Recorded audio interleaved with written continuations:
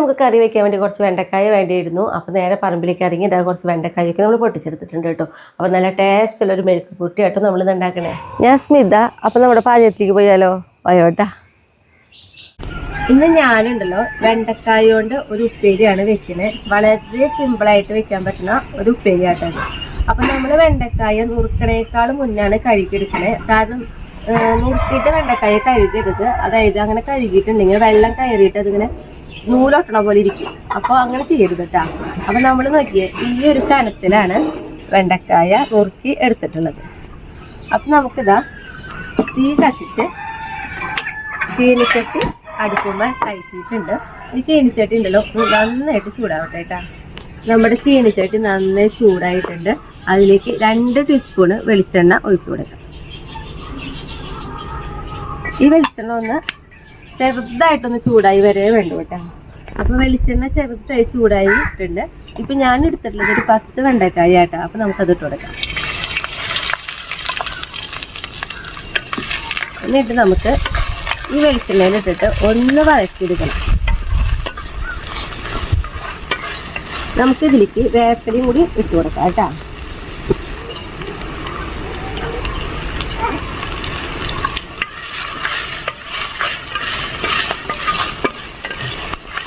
വെണ്ടക്കായ ഉണ്ടല്ലോ നമ്മളിങ്ങനെ എണ്ണയിൽ വഴറ്റുമ്പോഴേ, എണ്ണയിലല്ല വെളിച്ചെണ്ണയിൽ വഴറ്റുമ്പോൾ ഇതിൻ്റെ ഒരു കൊഴുപ്പുണ്ട്. അതൊന്ന് കുറഞ്ഞ് കിട്ടാൻ വേണ്ടിയിട്ടാണ് നമ്മൾ വെളിച്ചെണ്ണയിൽ ഇങ്ങനെ വഴറ്റിയെടുക്കുന്നത് കേട്ടോ.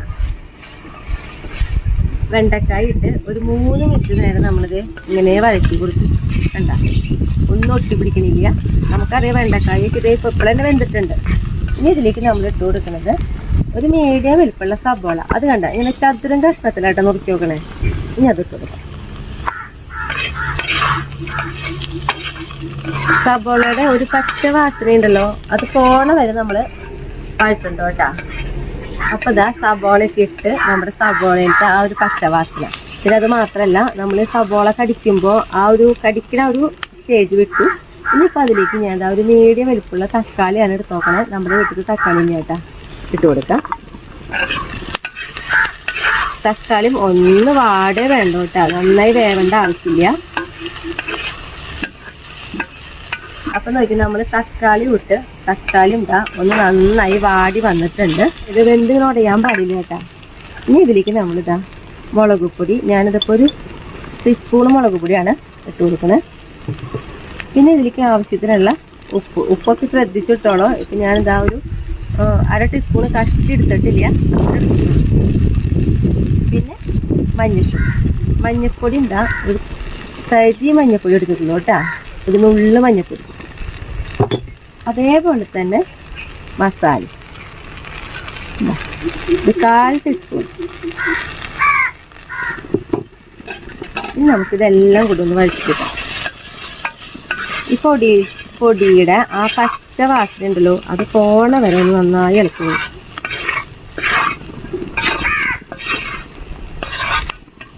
നമുക്ക് 1 മിനിറ്റ് ഒന്ന് മൂടി വെക്കാം കേട്ടാ. 1 മിനിറ്റ് ഇനിയും മൂടി വെക്കണ്ടോ. തീ കുറച്ചിട്ടാണ് ഞാൻ മൂടി വെച്ചിട്ടുള്ളത്.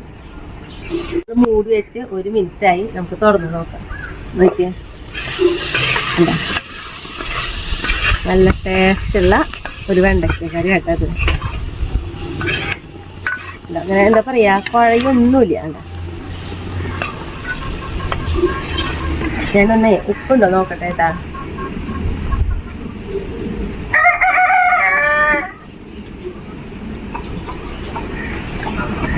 ഒക്കെ ഉണ്ട്. അപ്പൊ നമ്മുടെ കറി റെഡി ആയിട്ടുണ്ട്. ഞാനപ്പൊ ഇനി ടേസ്റ്റ് ചെയ്യാൻ വേണ്ടി തീ ഓഫ് ചെയ്യട്ടെ. അപ്പൊ ഇനി ടേസ്റ്റ് ചെയ്യാൻ വേണ്ടി ഞാൻ ചേട്ടൻ വിളിക്കാം കേട്ടാ.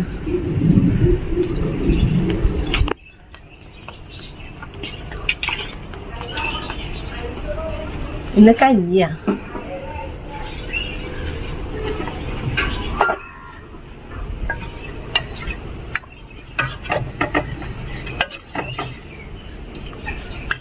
എടുത്തിട്ടേ കിട്ടണില്ല, കയ്യില് വേറെ എടുക്കേണ്ടതായിരുന്നു.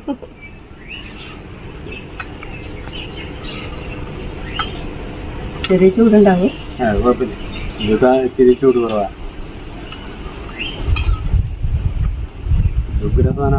നല്ല ടേസ്റ്റാ. നമ്മുടെ വെണ്ടക്കായ അതേപോലെ ആ സവോള ഇടയിൽ ആ തക്കാളിയുടെ കഷ്ണക്കും കടിക്കുമ്പോഴില്ലേ പ്രത്യേക രസാ. കഞ്ഞി കുടിക്കാനായിട്ട് ഏറ്റവും നല്ലതാണ്. ഞങ്ങൾ ഉപ്പേരി എന്ന് പറയാം. മെഴുക്ക് പുരട്ടി ഇങ്ങനെയൊക്കെ ഉണ്ടാക്കും. പിന്നെ എനിക്കൊക്കെ ചാറ് കൂട്ടാനേക്കാളൊക്കെ ഇഷ്ടം ഇങ്ങനത്തെ കറി കൂട്ടിയിട്ട് ചോറിനാനായിട്ടാ. സൂപ്പർ സാധനമാണ്. നമ്മുടെ അവിടെ തന്നെയോ വെണ്ടക്കായും തക്കാളിയൊക്കെ നമ്മുടെ അവിടെ തന്നെയാ. അതിന്റെ ടേസ്റ്റ് മാറ്റം വേറെ ഉണ്ടാവും. നല്ല ഫ്രഷ് ആയിട്ടാണല്ലോ അതിന്റെ. നിർത്തല്ലേ? അപ്പൊ അടുത്ത ദിവസം അടുത്ത വീഡിയോ ആയിട്ട്